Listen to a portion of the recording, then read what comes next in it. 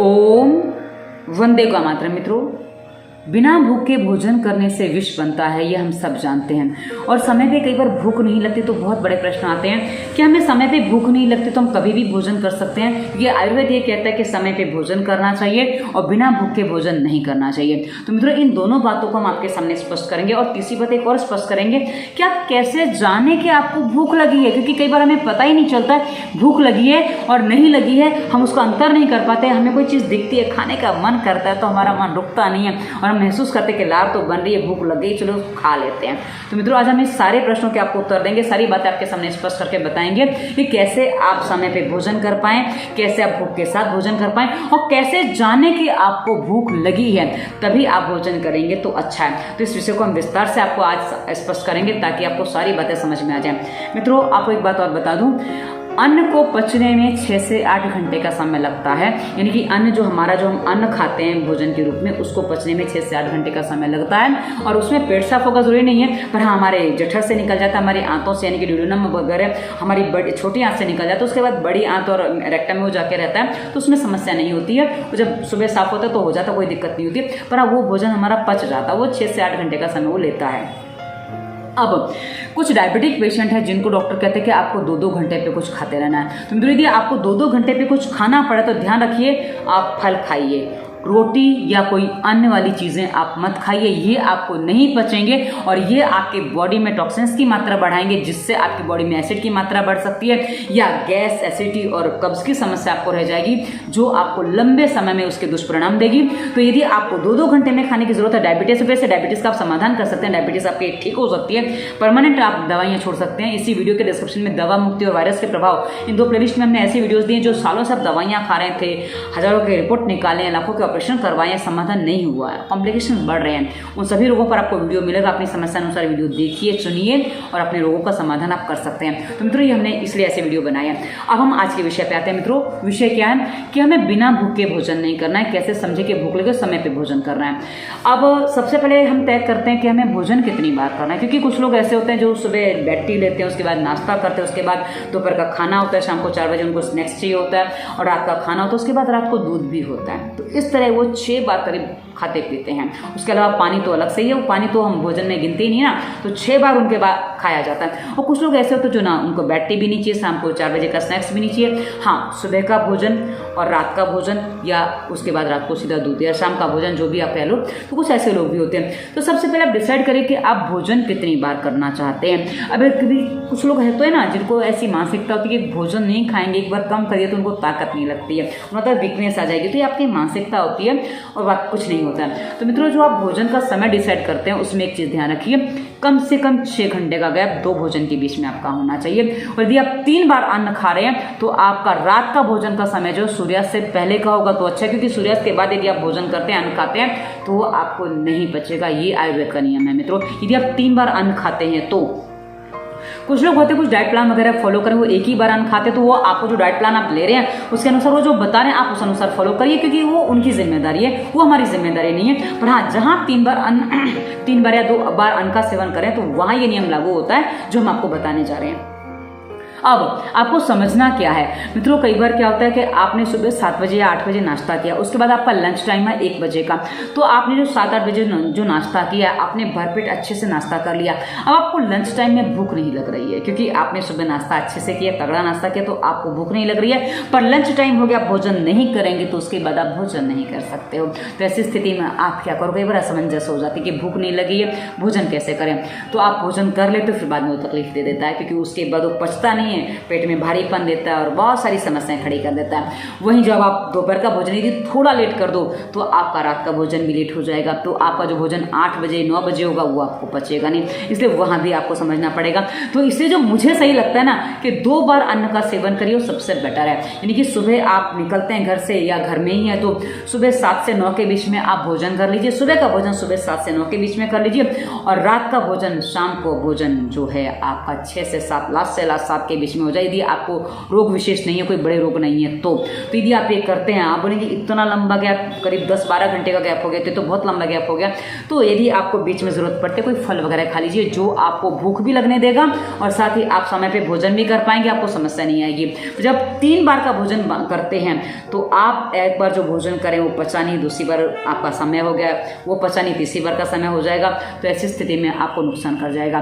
फिर आप बोलेंगे नहीं हमारा तो 3 बार में ही संतुष्टि होती है तो हम क्या करें, तो ऐसी स्थिति में आपको एक बात और करनी पड़ेगी मित्रों, एक काम और करना पड़ेगा।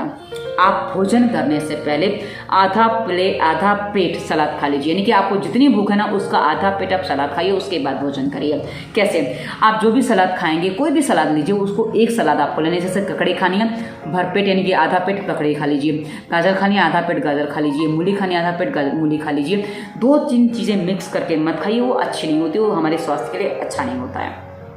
तो कोई भी एक सलाद आप ले लीजिए, उसके बाद आप रोटी खा रहे हैं, जो भी आप रोटी है जो अन्न खा रहे हैं उसको खाइए।